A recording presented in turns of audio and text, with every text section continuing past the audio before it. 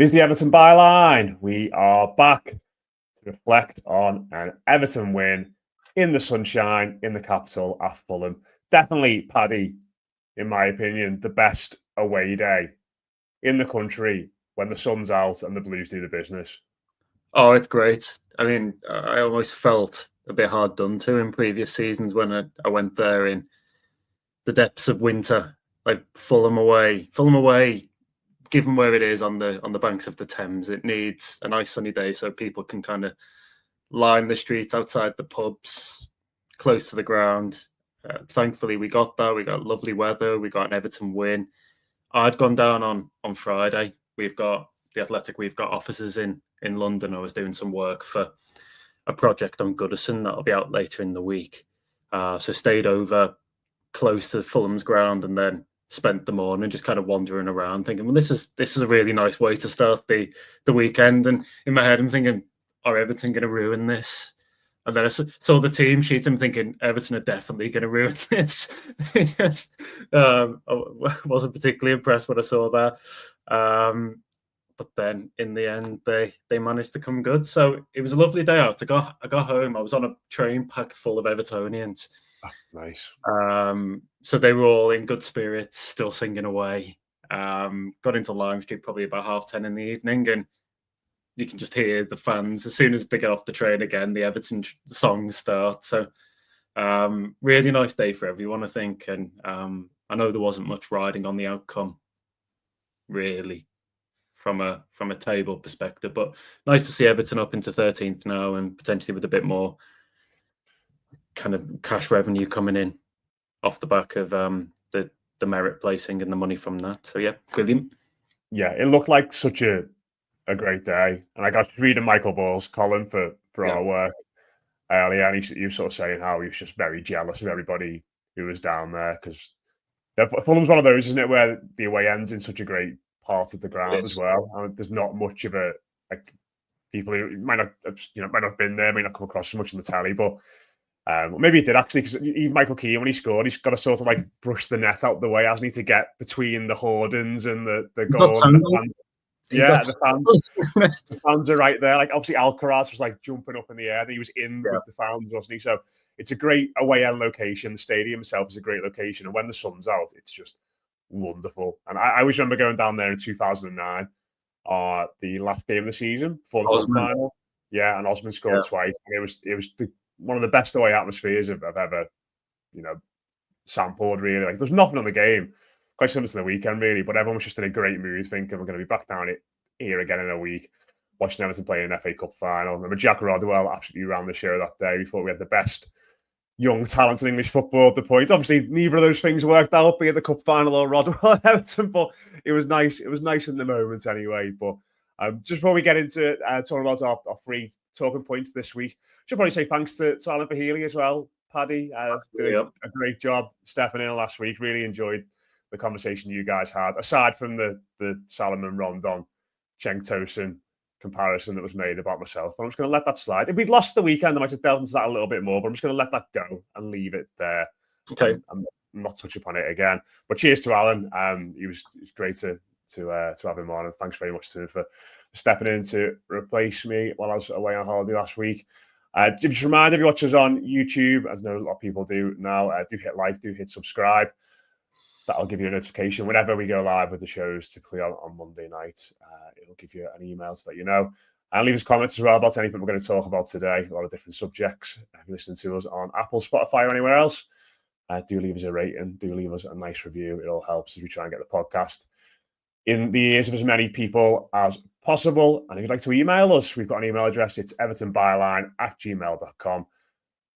Got any points, any feedback about the shows at all, or any ideas what we should do with the end of the show section as we start off in the early 40s this week, and the squad numbers start to dwindle. Let us know your thoughts on that as well. But we have got a win to talk about, Paddy. We'll obviously be talking about some stuff in regards to off the pitch this week, and certainly a big occasion coming up on Sunday. But let's delve into the game on Saturday a little bit more.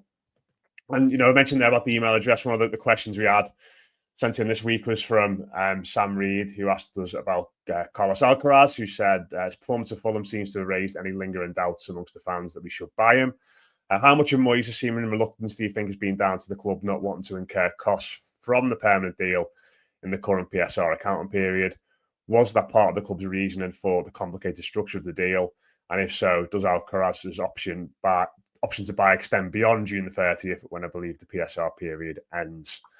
Could where we finish in the table make a difference to being able to pull the trigger early? I think you just made reference to that, but that's part of like the two-pronged approach we're going to take to this part, and it's about the lads in the front line really, and whether they're both kind of going to be in next season. Obviously, Alcaraz has got a lot of people talking. I think he obviously had a really good game on Saturday, but the big man Beto as well. He's gone 2 goals in 2 games, and I think with both of these over the last few weeks, it feels like opinion has oscillated, not wildly, but certainly significantly.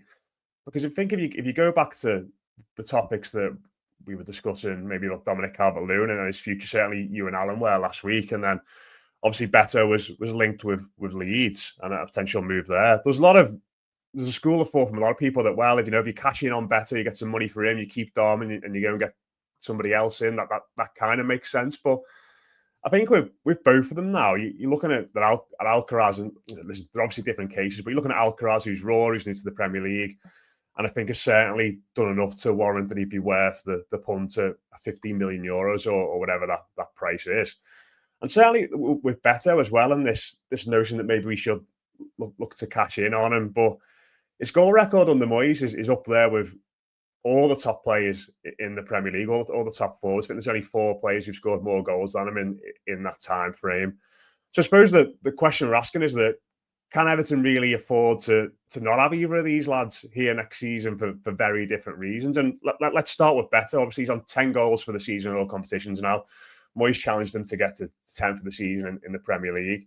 And loads of deficiencies in his game, obviously, I think some of which were exposed on Saturday. And at times he was frustrating, but he's got that knack for goals. And I suppose if you extrapolate what he's been doing under Moyes over the course of the season, you're looking at a player who's getting close to 15 goals in a Premier League campaign, which is something Everton have got nowhere near happened since prime Dominic Calvert-Lewin or going back to Romelu Lukaku. Yeah, and you have to remember as well that this is not a creative Everton team. So it's not like under Ancelotti where you had James Rodriguez and Luca Dean and Gylfi Sigurdsson and all these others putting the ball on a plate in the middle for the main striker. Here you've got, if we're being honest, a side that requires a lot of work over the summer, particularly I'd say in the attacking areas and the area behind the striker.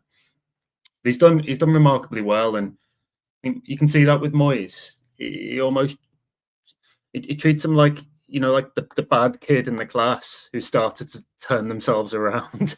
there was a comment after the game in his post-match press conference, and I'm paraphrasing here, where Moyes effectively says, if he was a 19-year-old, you'd look at his attributes and say that he's getting better and he's still got stuff to work on, and clearly he is raw. But he's doing well, and there's something to work with. I mean, the funny thing is he's 27 years of age, and there is still loads of areas of his game, as you point out, that could do with refining. I think we have to be honest, it's highly unlikely that some of those things are going to improve now. But he does, as Moyes referenced, work really hard at his game. He often doing extra stuff after training, and even before games, sometimes you see him doing very specific drills in the warm-up with certain members of Everton staff. That was true under Dyche, and it's true now. The goal record is an achievement, particularly when you look at the amount of minutes he's played. I think he's played about 1,800 minutes in the Premier League, 1,800 to 2,000 minutes in the Premier League this season, and scored 8 goals in the competition, a couple of other goals in cups. So he's done really well, and I think that if he were to stay around next season, then that'd be justified. Clearly really enjoys playing for the club, having a great time when he leads the line, and just being a bit frustrated by opportunities.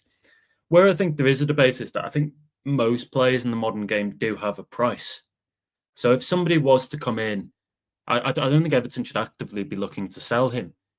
But if another club is to come in with a good offer and almost give Everton their money back on him, then given his age and the fact that there are some areas of his game that probably need improving, I could see why they'd cash in.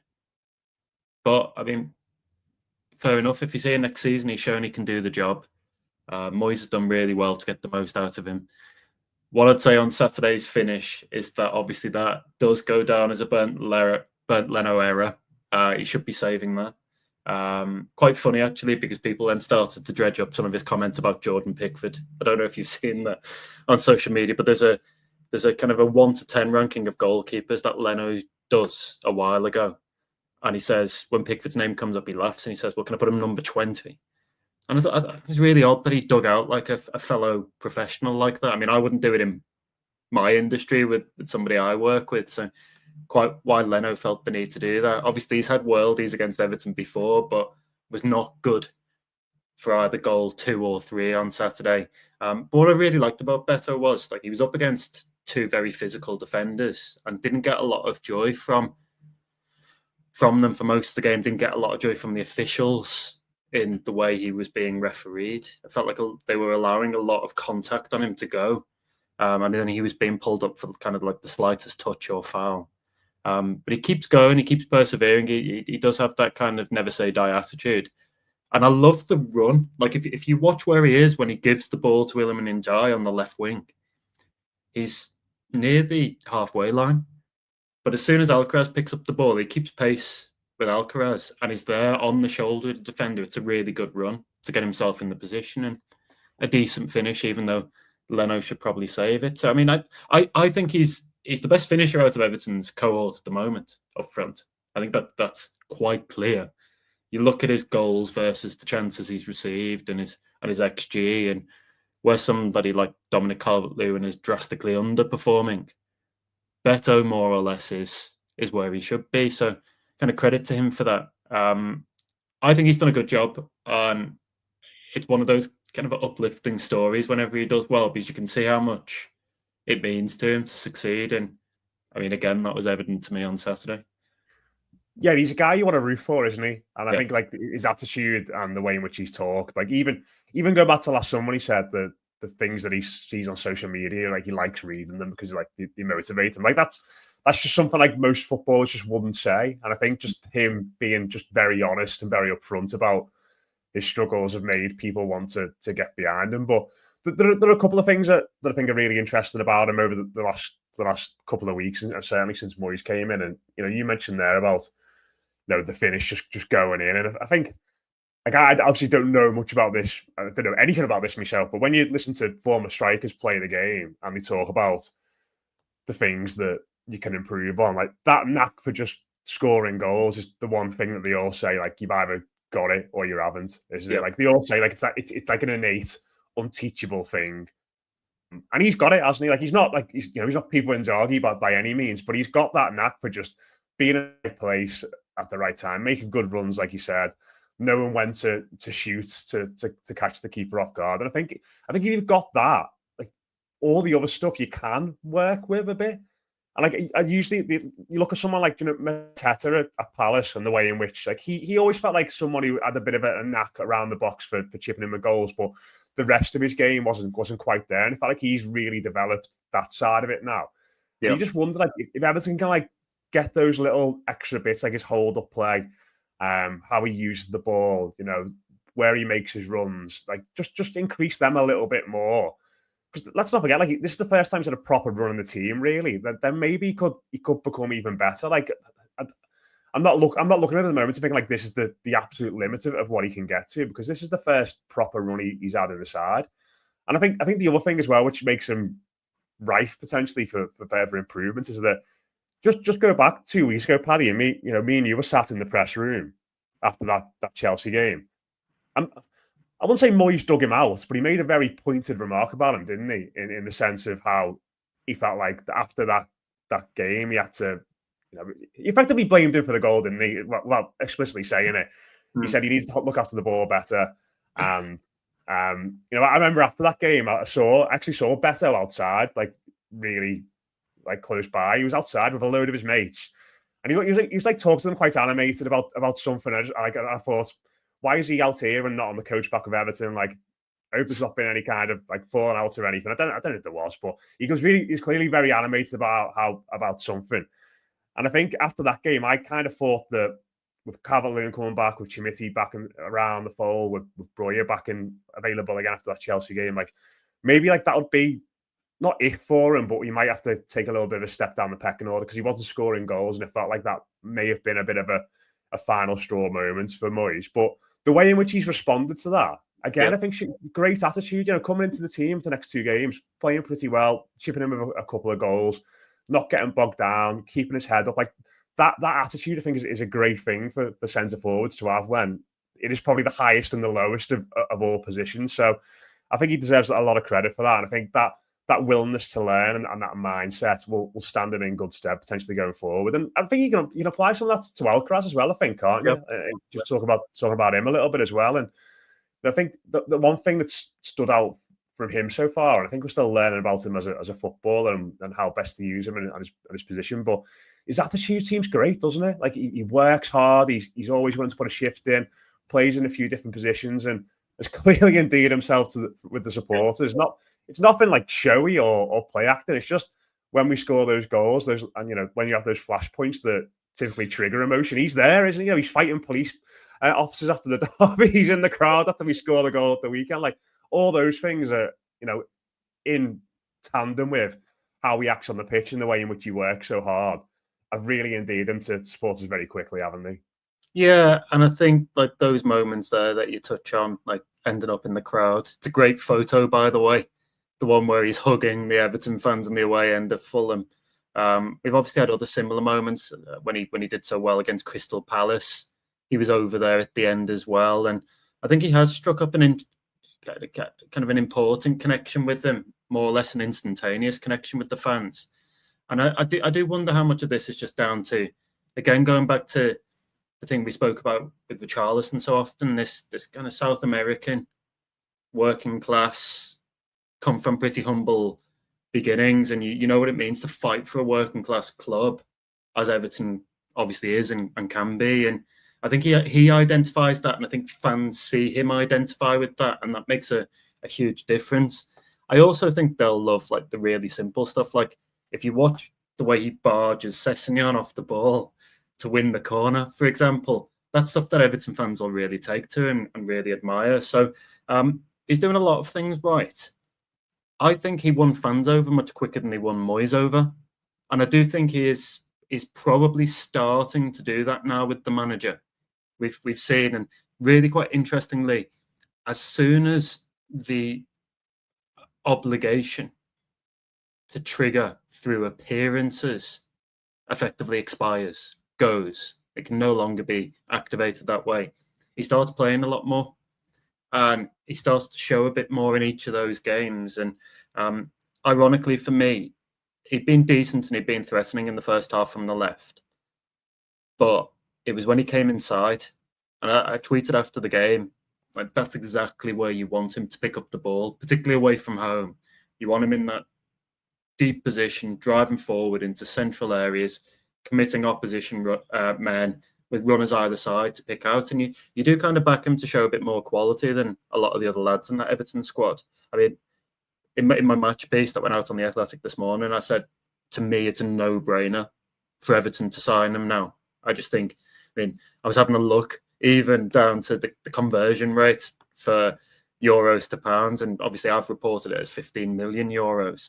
Right now, that's about 12.6 million. I mean, when you think he's 22 years of age, has been around the Argentina setup without having fully broken in, and done so much across a few different leagues already, I think there's a load of upside here. And I think, like, given how much Everton have got to do this summer, it'd be a really easy box to just tick. I mean, he doesn't have to set the world alight from here. When you activate that for £12 million, it can just be a really good, if that's all it is, a really good squad player. And I know kind of like that was the feeling at Everton. It was like actually the people I had followed him over successive windows actually really rated him and thought he could do a job. To answer Sam's question earlier, I don't think this is a PSR thing. because actually what happens with PSR is that, say you were to sign somebody on June the 15th, you would actually pay the pro rata sum through to the end of the financial year. So those 15 days to take you through to the end of the financial year, June the 30th, you'd be liable for in a PSR sense. So it's not going to break the bank. What they still have to do, obviously, is be careful over outgoings and kind of how many deals they take on before then. So I wouldn't expect Everton to do a load of business before June the 30th. But I don't think that because of how small that sum actually would be for Alcaraz, I don't think that's the reason. I think the reason is just, does Moyes want to keep this player or not? To a bit of umming and ahhing over that. But I expect, based on performances and how often he's playing, I get the sense that he's maybe starting to just win Moyes round a little bit. Like, quite telling for me that he starts over in Jai, with Moyes so intent on winning games and pushing as high up the table as possible. Start over in Jai, doesn't get taken off, which obviously has done in a lot of other games, and actually is given a central role when Decore and Harrison go off, goes into the middle and sets up the goal. So I found that end to the game quite exciting, because we had another opportunity to see what most people will consider to be Everton's best three behind the striker in Njai, McNeil, and Alcaraz. And while it didn't always work so well against Ipswich, particularly in a defensive sense, I think here they all contributed, really, didn't they? Even down to Njai playing the little pass into Alcaraz. McNeil with the first decent ball any Everton players put in for ages on corners. Moyes has been, obviously, he called the corners rubbish, set pieces rubbish the other week. But he was delighted after the game, and we spoke to Michael Keane after the game, and he'd said the manager was buzzing in the dressing room with the fact that we'd scored from a set piece. And he was made up with the VAR as well, wasn't he? I think he was happy with that than anything else that happened. He was. He cheered the VAR more than he cheered the Everton goals, for my money. Just because I think he felt that it was a fait accompli from the point at which the referee went over to the screen. Quite rare, obviously, for somebody. I think it was the first case this season of a referee not going with what is effectively the recommendation. So Moyes was delighted with that and felt that was common sense. But yeah, buzzing, according to Keane, with the fact that they'd scored from a set piece. I mean, his diagnosis all along with it has been, and whether this is protecting people or not, I don't know, but it's always been the delivery is not being right, the delivery is not being good enough. The one thing you'll get with McNeil, particularly from the right, swinging into the back post, is that really consistent delivery. I mean, nobody else in the squad delivers a ball like him.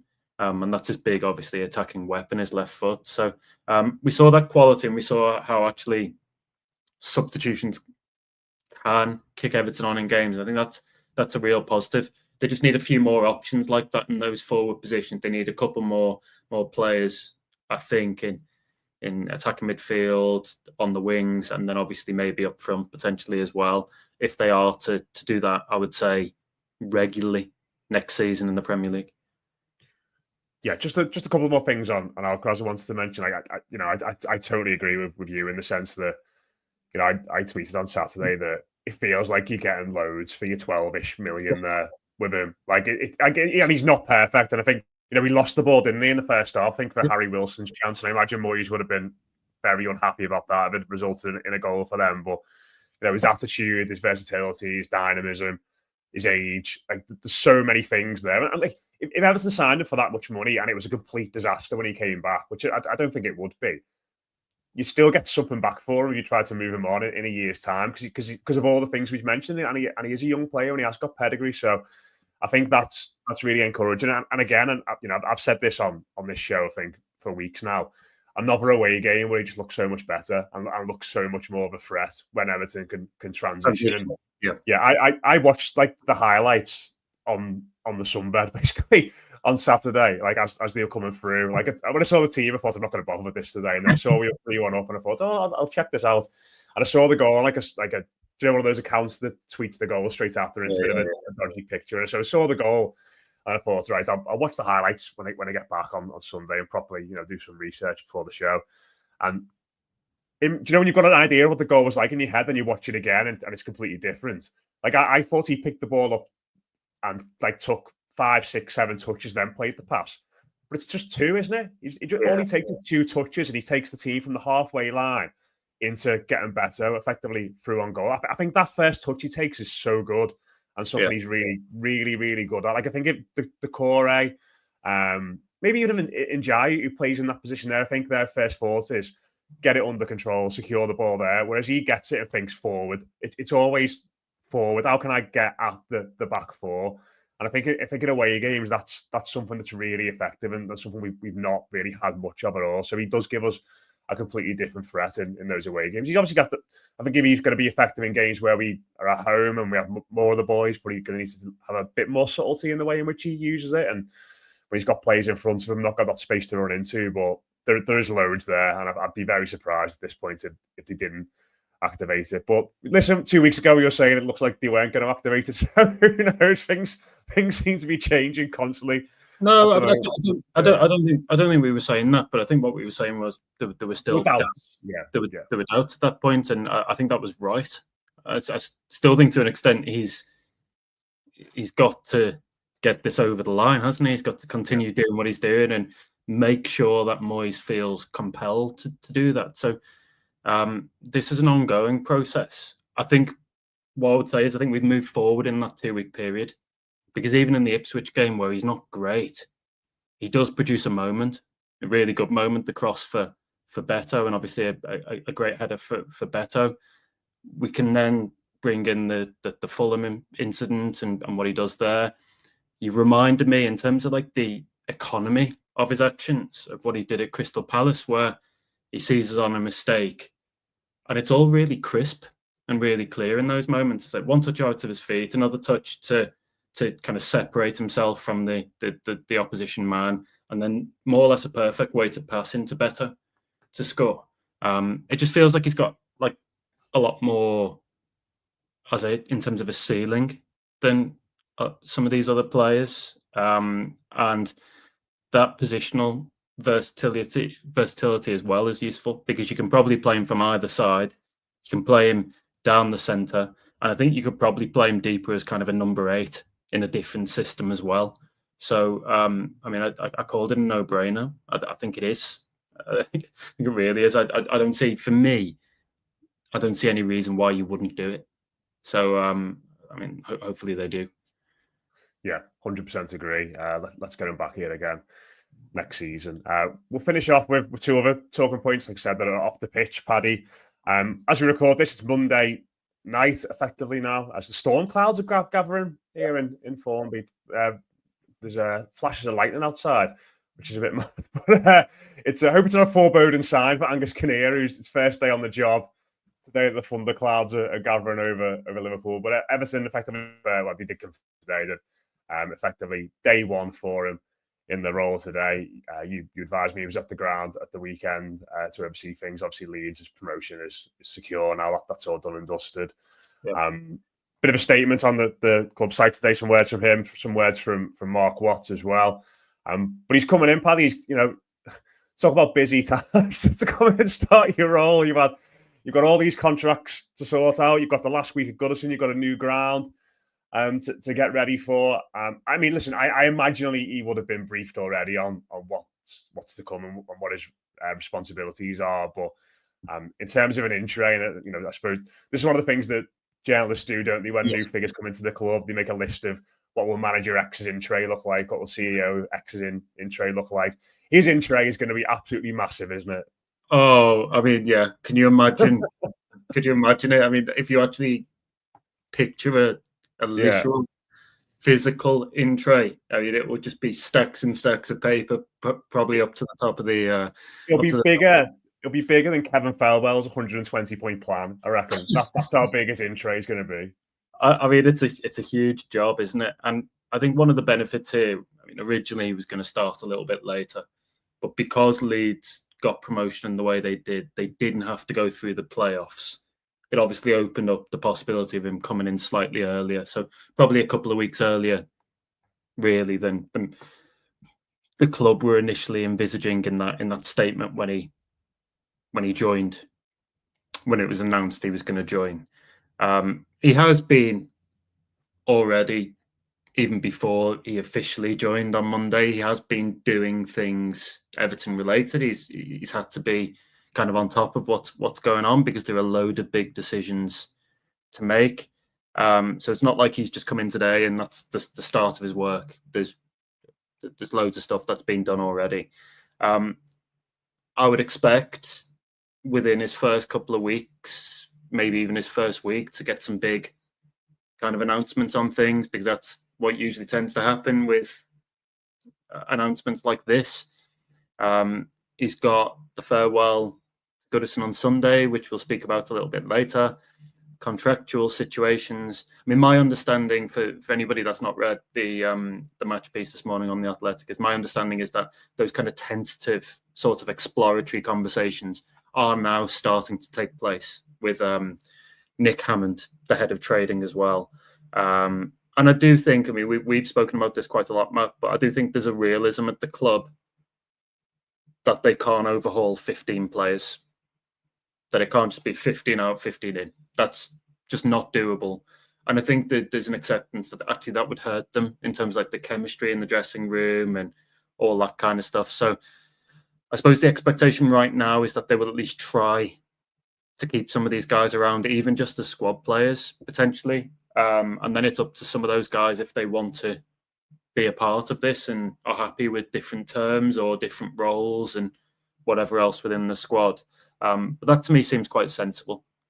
And then you move away from the football and you've got trying to find a stadium naming rights partner and a new women's team CEO. That's important. And what happens to Goodison, all this kind of stuff.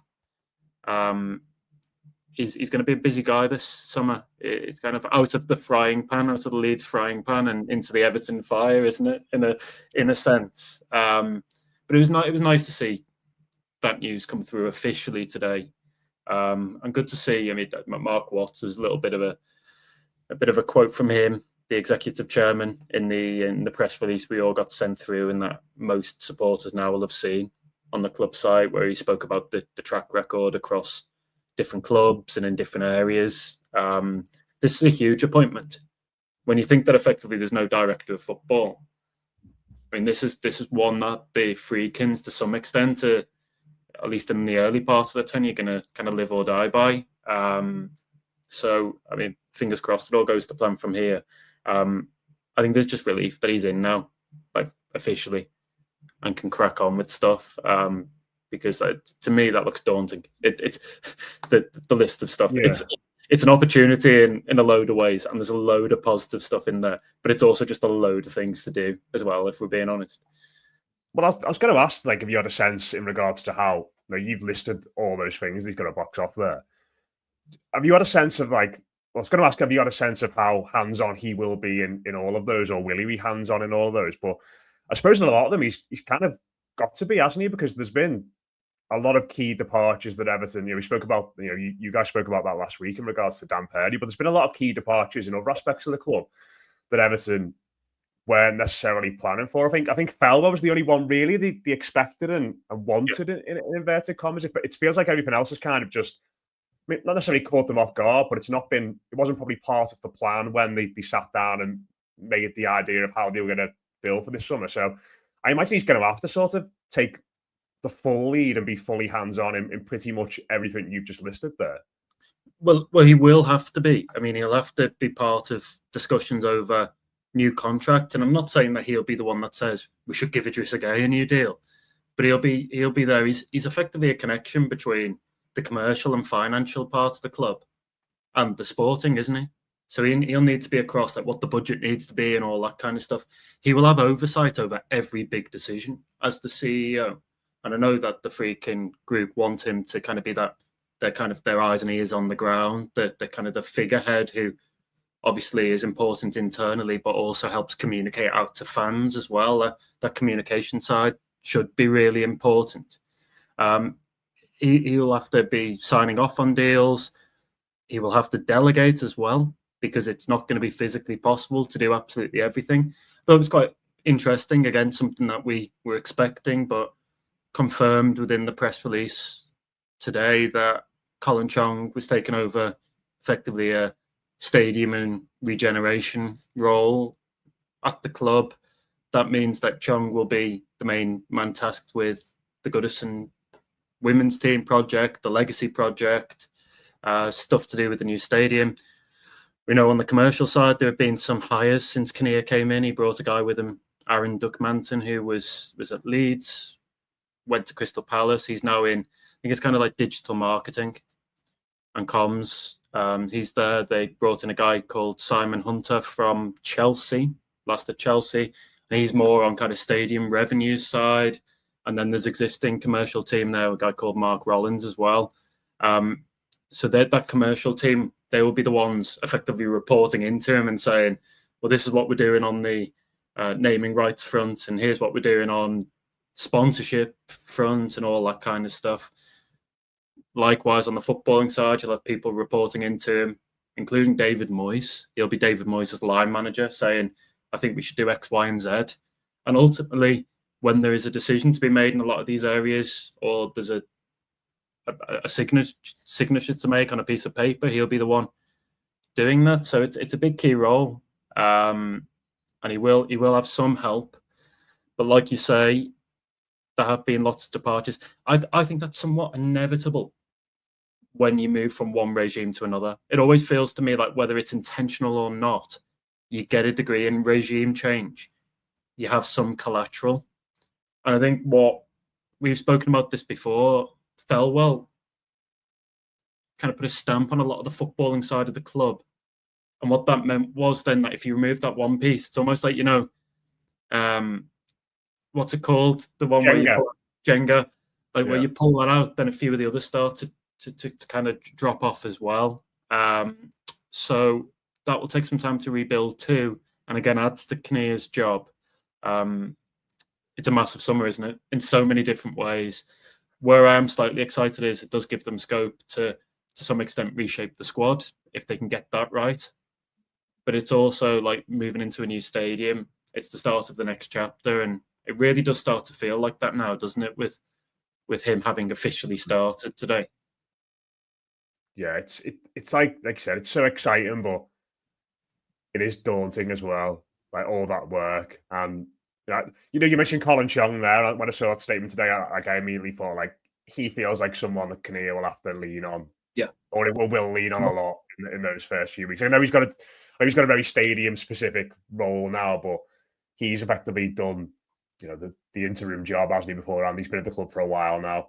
You'll know about the skeletons in the closet and all that sort of stuff. He will know all those details. So he feels like he's gonna, like, as much as his role has changed, he feels like he's gonna be really important going forward. But yeah, it is such a unique opportunity, isn't it? Like to have essentially so many different players coming in, to have a complete, new owners, new stadium, new commercial staff. Like I think I said this on a show with Les like a few months ago. Like I can't ever remember a football club having the chance to make a fresh start, as fresh as this, with a blank canvas as blank as this. And that is potentially exciting because Everton have been a mess for the last few years, and a cultural reset, I think, is something that would benefit us a lot to sort of maybe exercise that Everton, that image that's been knocking around for certainly our lifetimes. But in the same breath, it's daunting as well when you look at the work that's got to be done to be able to make that work. So yeah, good luck, Angus. I'm sure you might need it in your first few weeks, but what an opportunity he's got to sort of shape a bright new future for Everton. And we'll finish off by talking about that on our final point, Paddy. 7 days we sit here recording this until Everton play their last match at Goodison Park. Emotionally, what state are you in? Because I've been sort of looking forward to this since the game had been announced and the 12 o'clock kickoff, and thinking around what the day would be like. But I don't know. Today, seeing all the build-up and a lot of the stuff, I'm starting to feel a little bit sick and emotional and worried how I'm going to keep it together on Sunday. So where are you at emotionally as we sit here 7 days out from that a momentous day? I think, curiously, I feel like I've already said my goodbye to the place. I mean, I went with my dad, as I mentioned on last week's show, and as I wrote about for The Athletic. Went with my dad for the Ipswich game. And that what did that look like? If you don't mind me asking, what did that look like for you and your dad? Then, did you stay in your seats? Because Everton put that great video out. I don't know if you saw on TikTok of a lot of people just sort of loitering around the stadium afterwards, just sort of looking around, taking it all in. Is that something you and your dad did? Did you stand there for a bit longer and point out bits of the ground and seats and stuff like that, or was it just a quick look around and dash? It was. We spent a lot longer before the game. We got to the ground pretty early by our standards and did that. Had a walk all the way around the ground and stopped off and had a drink and all that kind of stuff. So I think the result meant that we left the ground probably a little bit earlier than we would have done otherwise. I think everyone was hoping for that kind of Spirit of the Blues comes on and everybody's still in their seats singing and all that kind of stuff. We'll probably get that against Southampton on Sunday. I'd have thought whatever the scoreline, just because of the plans that are coming. But going with my dad, that felt, because it was me and him and I was there as a fan rather than the journalist, that felt like a goodbye for me. I was able to almost knock down that kind of the journalistic veil and experience it as you would do normally, as all the Everton fans would. So I don't know how I would already feel like I've said my goodbye, and then I've got to go and do it again on Sunday, obviously to some extent. And we obviously know that the women's team, those plans have progressed and are progressing still for them to move in. But certainly for the men's team, Sunday will be the final ever match at Goodison. I'm really intrigued to see how it's going to be on Sunday for me, because again, I go as a member of the press and you've got to be kind of professional and wear your professional hat and not get caught up in the emotion of it all. But it's obviously going to be such an emotional day. So my honest answer is I don't know. Really intrigued to see. Sure, it'll make a good talking point on next Monday's show, Tuesday's show. But it all starting to feel very, very real now.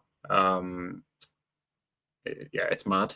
It's just, still trying to wrap my head around it already.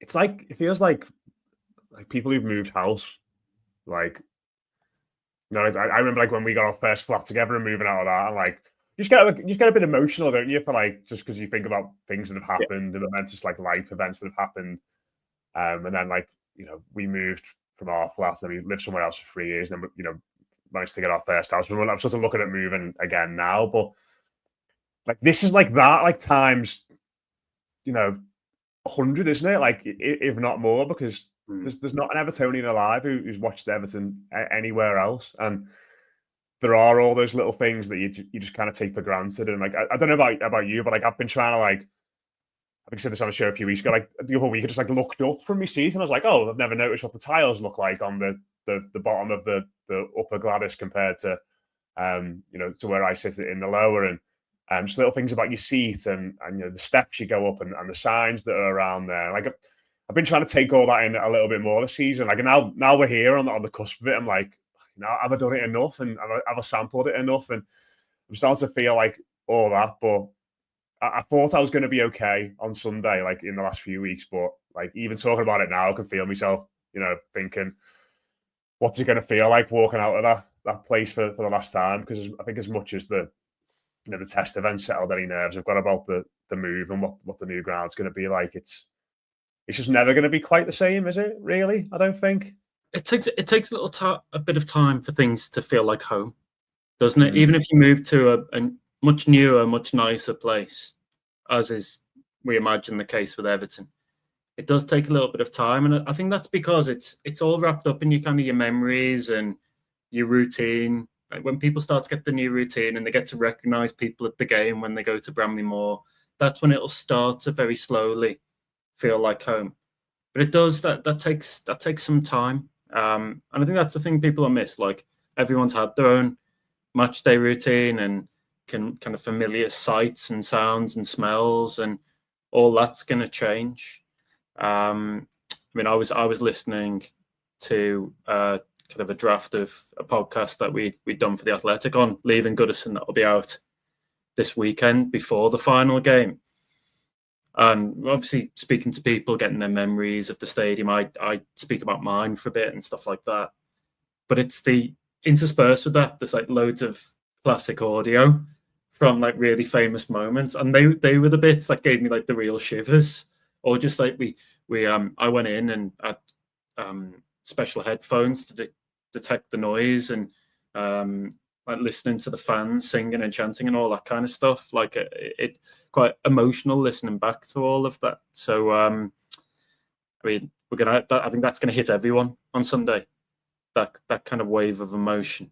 And I mean, I'm both dreading and also really looking forward to the day, because it feels like we can more or less just devote the entire day to leaving Goodison and whatever that entails. Club obviously have plans, be a post-match show with people on stage, past and present players, and different voices, different personalities. That should be really interesting as well. So that's that dual kind of conflicting emotions where you're like both like really looking forward to seeing what it's like and savoring the moment, but at the same time knowing like that's going to be really tough to actually physically leave the stadium for the last time for a men's game. Have you been offered the chance to buy your press box seat? Like the fans have been offered the chance to buy their seat? We haven't. I would love to see them actually extract the press box seats from, because they are obviously wooden and very heavy. I know lots of other parts of the ground have wooden seats, but I mean, that would be quite a weapon, the big wooden seat, if you're carrying it with you. I can't imagine anybody in this house would, apart from me, be particularly happy if I came back with a big wooden press box seat. But I mean, what I will do, of course, is like I've sat in the same, for people that don't know, I sit in the same press box seat every single home game. That's always mine. Far right-hand corner of the second row. As always, as I think I've mentioned to you before and moaned about, there's always the pillar just to my right where I can't see the corner kick taker on the right-hand side at the park end. Normally Dwight McNeil. And I'll be taking photos. I'll be like taking photos of my seat and all that kind of stuff, and just trying to soak it in as much as possible. Kind of get a real sense of what's going on. So, I mean, it's going to be a momentous day. And one of the things I felt really privileged about is just this general sense that, like, this is a really historic moment for the club. And, like, as a journalist, you're there to chart it, aren't you? So you're telling the story of, like, how it all unfolds and what it means to fans. Like, when you put out a podcast like we're going to do for The Athletic later in the week, like, that's like a public bit of record. It's like a time capsule, isn't it? Like, sort of thing, yeah. It is on all of this. So as sad as it is to leave Goodison, like, you feel like you're playing a part in this. And I mean, that will probably be the same for 40,000 supporters there, whether they're Everton or Southampton as well. They're all going to be there at Goodison's final game, witnessing that bit of history and playing their own role in it too. I mean, like, one of the things that really excites me about it is the atmosphere. I think it's going to be incredible. So, I mean, yeah, to go back to the original point, really excited about it in one sense and also dreading it in another. And I don't even know how those two kind of conflicting emotions, like how they work together or whatever, and which one's going to come out on Sunday more than the other. I don't know. I'm just shrug.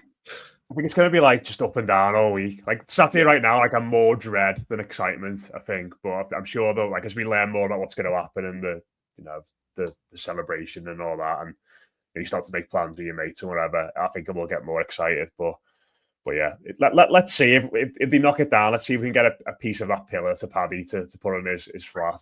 You know, that's blocked him all these years. It would be fitting if they could. But yeah, I'm sure we'll still be sobbing on Monday when we record our next byline.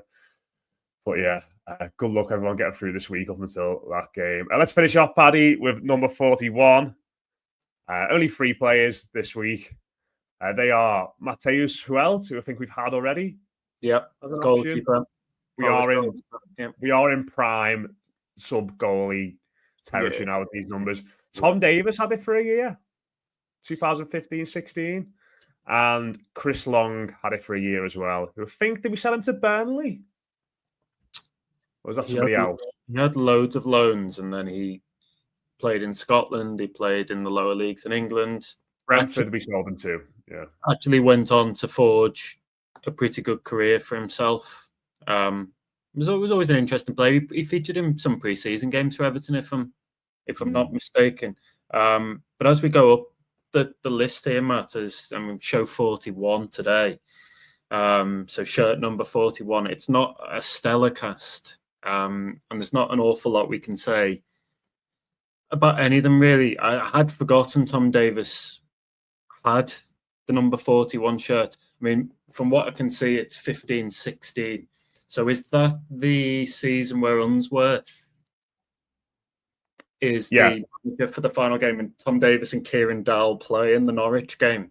Yeah, so that he had 41 that day. Yeah, both do really well. I mean, that was another end of season affair and like a glorious sunny day, if you remember it. And I just remember coming out to the ground thinking, like, Everton are all right here. They get a couple of young players and they looked really exciting. And because it was Unsworth, a former player, like, the fans had really got on board with him as like a sort of caretaker manager. And obviously, Tom Davies had some great moments in an Everton shirt, but maybe didn't go on to have the career many predicted back then. Now in the playoffs, of course, with Sheffield United. And I don't know about you, Matt, but very selfishly for me as a journalist, I'm looking at this very southern Premier League and the amount of distance I cover each season and thinking, Sheffield United's not bad from Liverpool. Oh, I'm so bored of Sheffield United, like, in the nicest way possible. Like, Sunderland would be really good. Yeah, and I always feel like Sunderland and Everton are a bit like kindred spirits, aren't they? In the sense that they've got very annoying local rivals who've got very high opinions themselves. Well, of course, as well, Jordan Pickford. Yeah. Being a Sunderland lad, he had his own new song.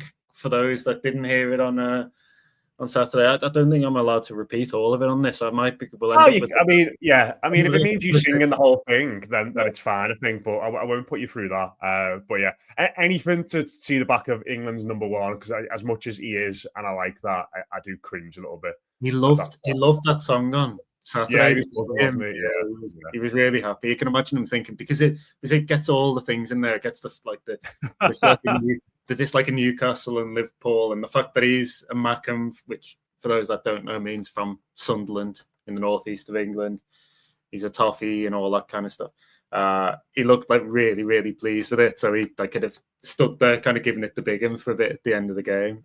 That was one of loads and loads of really nice moments from Saturday's match. It was a great way of turning the conversation very quickly away from shirt number 41. I mean, I'd be happy. Long and short of it, Sheffield United or Sunderland would do just fine for next season. I'm delighted we've got rid of Ipswich from a geographical point of view. Ipswich and Southampton, and obviously Leicester's a bit of a pain to get to. If we end up with another northern club, then that's good news for me. I think that's very selfish, but good news. Oh yeah, massively selfish, but I'm sure our listeners wouldn't expect anything less from yourself at this point, Paddy. But yeah, we'll wrap it up there anyway. We've gone on for a bit longer than usual, but yeah, a lot of positive stuff to talk about. Very wholesome show. How are you feeling about leaving Goodison, listener? Let us know. Leave us a comment if you're watching us on YouTube. If you listen on Spotify, you can leave us a comment as well. You can leave us a rate and leave us a review. I want to know how everybody's emotional state is at the moment. Are you dreading it like me, or are you excited for the weekend and the celebration and the festivities to unfold? As ever, we are sponsored by the Bridewell. You can see their logo in the top right-hand corner there. Thank you very much for their support throughout the season, helping us with this podcast. We will probably be there at some point on Sunday.